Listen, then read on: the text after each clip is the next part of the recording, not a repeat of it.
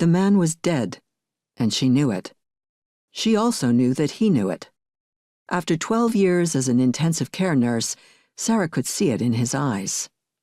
At first, the eyes would shift unknowing about the room, wondering perhaps if this was what the end looked like.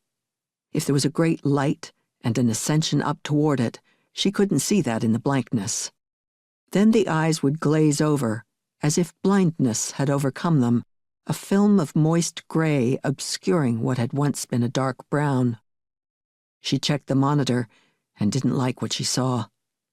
Blood pressure and oxygen saturation down. Not a good sign. Worse yet, this mystery man's affliction was equally mysterious. He'd been on a non-stop international flight from Tokyo to Portland, Oregon, when he collapsed on the descent into PDX. By the time the plane landed and the EMTs transported him to St. Francis Medical Center, he had nearly died and been revived 3 times. They could have brought the man to a hospital closer to the airport, but St. Francis had the only open emergency room, with all the other major hospitals in the Portland area on ambulance divert for lack of beds or nurses.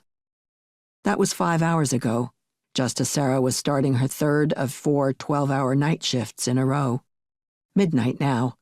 She guessed the man wouldn't make it through the night. To die alone. She couldn't imagine that. Luckily, he was her only patient that night.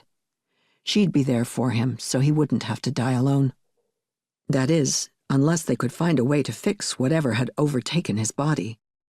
She shuffled across the room and stood before the sink gazing at herself in the mirror, peering into the green surrounding the blackness of her own eyes and the dark puffiness under each orb. If she didn't start getting more sleep, she'd start looking a lot older than her 34 years.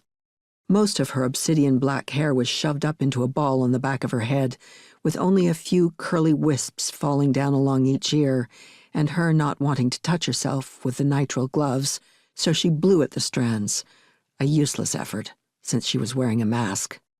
She stepped back toward the bedside to look at the man who had disturbed her from the moment she'd walked into the room to do her assessment after getting this assignment.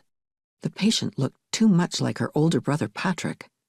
It was stupid, she knew, since her brother was across the Atlantic in Dublin, but the similarity was uncanny.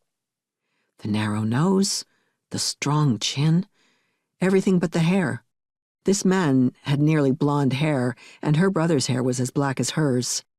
But all the other features were similar enough to make her fight back tears during her first hour on shift, her mind transforming this patient into Patrick. Maybe she was feeling a little homesick. The door suddenly slid open. "How's our mystery man doing?"